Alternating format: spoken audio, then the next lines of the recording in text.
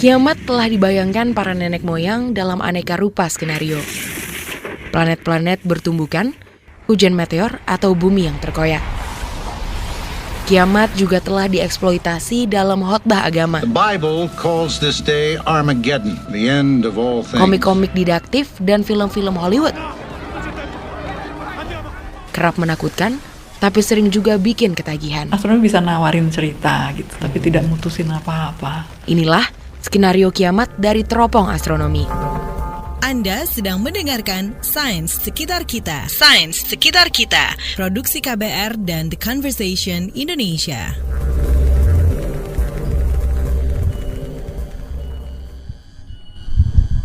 Jadi kalau orang tanya kiamat, sama saya tanya kiamatnya siapa? Kalau kiamatnya manusia di bumi atau kehidupan di bumi itu nggak perlu susah-susah sebenarnya, ada banyak. Kami menemui Premana Premadi, ilmuwan yang mengajar dan membimbing calon-calon astronom yang belajar di Institut Teknologi Bandung.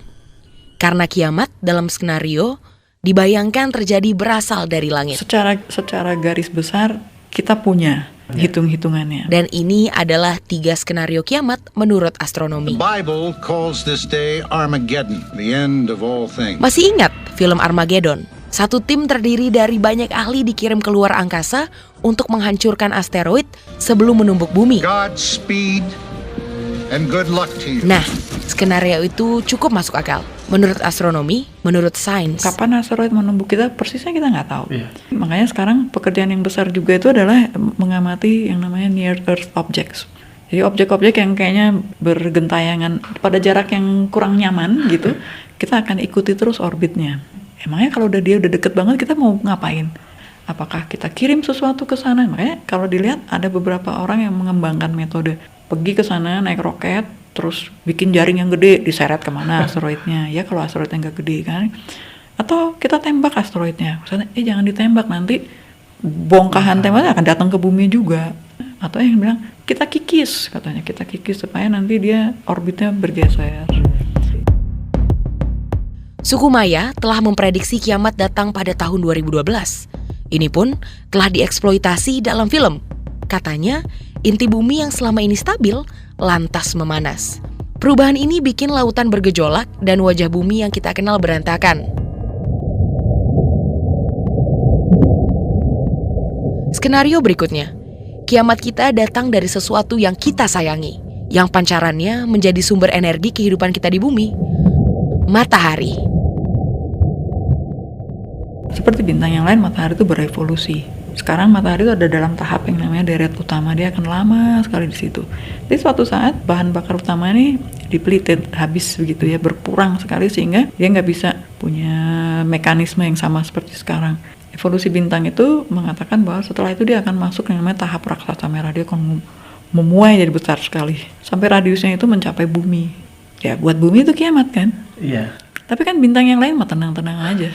Oh dia cuma lihat, wih itu bintang yang di sana tuh udah jadi raksasa merah tuh gitu kan.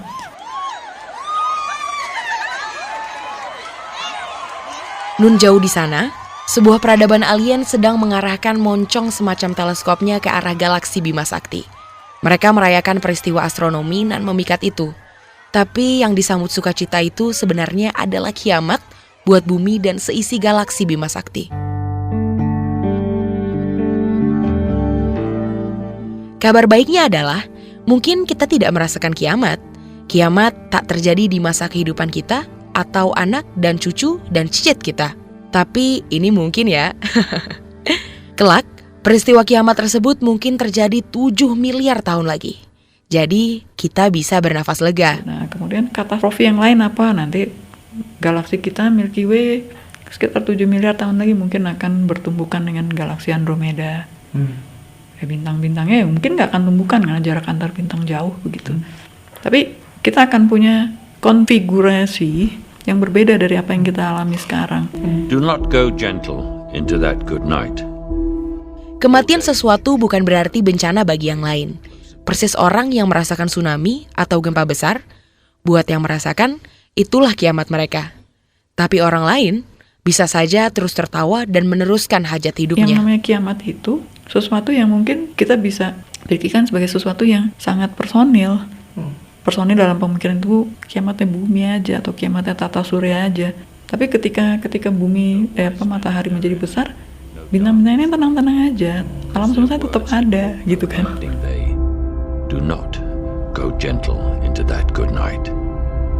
Rage, rage against the dying of the light.